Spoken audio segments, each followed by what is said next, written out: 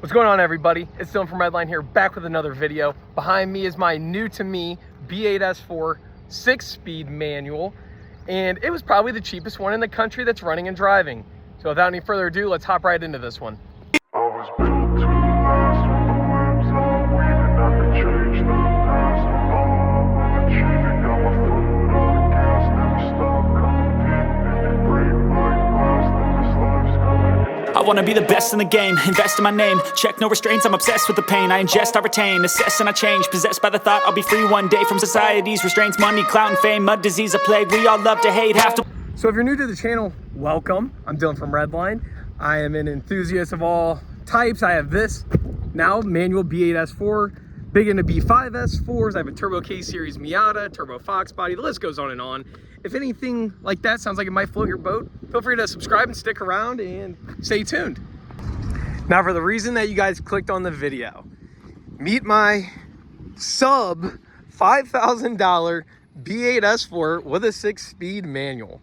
Now, if you have any familiarity with Audis or S4s or just the car market in general, you know it's kind of hard to find a 6-speed S4 sub 10 grand, especially one that runs and drives. Even in this market that's kind of coming down a little bit or coming back to normal, it's almost impossible to find one that's 6-speed in this spec for a reasonable price.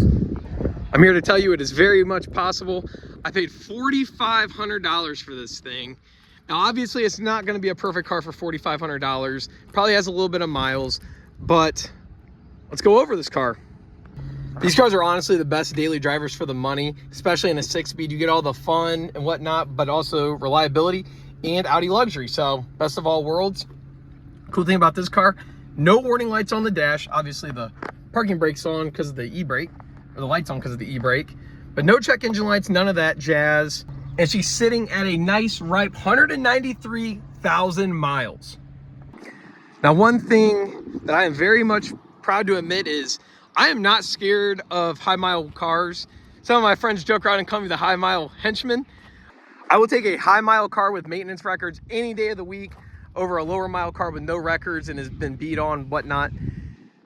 This thing's awesome, 193K, and honestly, it's aged pretty well. Obviously, it's got its cosmetic flaws, which I'm going to go over here in a few, but for the mileage and the price, hard to go wrong. So I seen this thing pop up on Facebook about 3 weeks ago now, and it was posted for $5,000, and I'm like, whoa, B8 S4 manual, 5 grand, can't go wrong. I had previously had a 250,000 mile B8.5 S4 and a few other S4s, but that B8.5 had been my daily for some time, and long story short, it got sold and I was looking for its replacement. Truthfully, the only downside of that B8.5 was it was a DSG car, not manual. Personally, for these, I love a 6-speed. Like I said, you have that fun factor and whatnot, and you can keep it in your daily driver that's also reliable. The 6-speed is also arguably more reliable than the DSG, less issues, so on and so forth. So as soon as this car was posted, I was blowing the guy up, trying to go buy it. It was 6 hours away. Luckily, he got back to me. Long story short, went up there, purchased the car. It had a few more issues than what I was aware of, but couldn't complain for the price. So in true Dylan fashion, this car was kind of a nightmare when I first purchased it.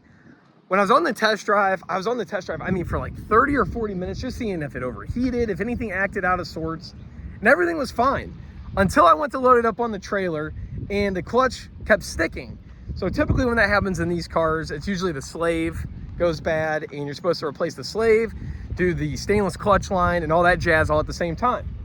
Oddly enough, this car already had the clutch line done and the extended slave, so no bueno there. Now at the time, I had no idea that stuff was done. Turns out the throwout bearing kind of grenaded itself and took out everything else in the clutch system in the process. So I got home and she needed a new clutch, which is no biggie. Luckily, the flywheel was resurfaceable, so got that resurfaced, new clutch thrown in, and this thing runs and drives awesome. Now, some other issues the car had. The headlights did function on it, but it had a ton of headlight faults on the dash. It would say like no front light worked at all, including the fog lights, but everything actually functioned. I'm gonna get into that here in a second. The car had a cracked windshield. The rear spoiler, this is an ECS one. The clear coat's absolutely demolished on it, which I plan to get a black one anyway, so I'm not too worried about it. What else was done? Little crack here in the front grille. I assume that's where the S4 logo was or somewhere in that realm, and it got cracked. Has a front splitter with some chips and clear coat problems. Obviously an older one. And the front bumper right here has some paint issues. Last and hopefully the least, I need to get a new tire because I just realized yesterday, got a little bubble there, and that's probably why I have some vibration. But all in all, not too shabby. With the clutch, the windshield, all that jazz, I'm probably only in it an extra $1,000, which isn't bad at all. So even after the clutch job, the windshield, all that, still probably the cheapest B8 S4 in the country. Not to mention, this car is actually very well spec'd. It's got Bang & Olufsen Alcantara interior. It had a stasis exhaust on it, which I actually ended up switching with another one of my S4s that had an AWE Touring. So it does have resonated downpipes to an AWE Touring exhaust. Obviously new clutch. It already had a lightweight flywheel, which was awesome. That's like a must upgrade in these things. The stainless clutch line, the JXB Slave, RS grill, amongst many, many other things. For the price, I was like, man, worst case is I'll part this thing out and go from there. Now back to my headlight issue.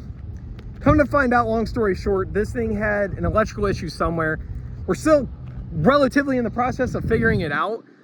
The car has no interior lights, no AC, and a few other components weren't working. After a little bit of research and whatnot, we threw a compressor on, AC pressure switch, still no AC. And I'm like, man, these issues are probably related. Me and my buddy who was diagging it kind of came to that conclusion. Come to find out, the BCM, I'm gonna insert a picture here. One of the connections absolutely melted, and from what I can tell on these cars and past Audis and whatnot, sometimes water will seep in over time and just absolutely kill everything in there. So got a new BCM, new connector in there, but now I have to have it unlocked by either the dealer or someone with an Otis, which is the Audi scanner.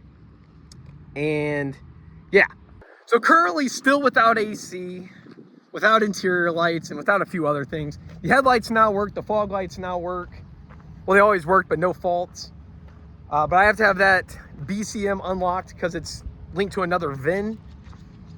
So yeah, just fun with these Audis, but slowly but surely we're getting this thing sorted. While I wait for my appointment to get the BCM coded in, I am gonna take it to get tinted. We're gonna do 5% all the way around, 35% on the new windshield. I also have some coilovers I'm picking up from a buddy. So we're gonna lower this thing. I have some Avant Gardes that are 19 by 9.5 plus 35. So that should look pretty good. I'm not a fan of the black wheels. Those are silver. So I'm happy with that. I'm either gonna paint or re-clear or just replace this spoiler. I don't know what I'm doing with that yet. But yeah, she's still a work in progress, but for the money, this thing should make an awesome daily for a few months. And honestly, for the money, I will be really hard pressed to get rid of it because it's really not replaceable at that price. The car also came with the ECS Luft Technic intake, the carbon fiber one. Still dirty under here. I need to detail it up a little bit. Previous owner actually had maintenance done on the thing, which is nice. PCV, water pump, thermostat, new crank pulley, and a few other goodies were done, which is very good. I don't have to stress about that stuff. And with it also having a brand new clutch now, we're in business. While I'm thinking about it, I also want to add, this is my first S4 with the Alcantara seats. 10 out of 10 recommend. These are so much better than the Napa leather. Very, very, very comfortable. But yeah, that is my new, to me, B8 S4 in a 6-speed manual that I got for $4,500. I'm in at roughly $5,500 now. So let me know what you guys think about that. I think it's a pretty freaking darn good deal. Even in this market where the prices are starting to drop a little bit, the manuals, they seem to be holding out still. Even at these miles, I'm not really scared. Like I said, my B8.5 had 250. The old lady, her A6 that I got her has 230 on it. I'm not worried about high miles, especially on a 3.0 and on a manual. This thing shifts butter smooth. It's just awesome. I'm just excited to have another manual S4 that maybe down the road we'll tune and do some other goodies too. Also guys, thank you so much for 3,000 subscribers. The fact that I even hit 1,000 subscribers blows my mind, but 3,000 is just freaking amazing. And I want to thank all of you guys from the bottom of my heart. Seriously, it means a lot. This car, I'm going to do a bunch of reliability tests and keep you guys posted with how it is over time. I know a lot of people, especially on German cars, get scared of higher mile stuff. I'm here to tell you, if a car's maintained, they're good. So stay tuned for updates on this car. Once I have my AC fixed and all my other stuff, I'll probably make a couple of videos on that to basically give you guys the rundown in case anyone else is running into the same issues, so you know kind of where to go with it. But yeah, this thing's slowly getting sorted out little by little and should make a good daily for the foreseeable future. On that note, guys, thank you again for checking out the video. If you made it this far, I appreciate you a bunch. Stay tuned for more videos on this. The K Miata, I'm about to get the Turbo Fox out. Just everything's about to get out. Weather's starting to get better. It's almost June, so it's fun car season. And yeah, just thank you guys again for everything. It really means a lot. If you want to follow me on social media, I'm Redline Dill on just about everything. Facebook is my name. And I will catch you guys in the next one. Be sure to drop a comment. Let me know what you guys think about this thing. Or if there's anything you want me to do to it, let me know. On that note, guys, thank you so much for tuning in. I'll catch you in the next one. Peace out.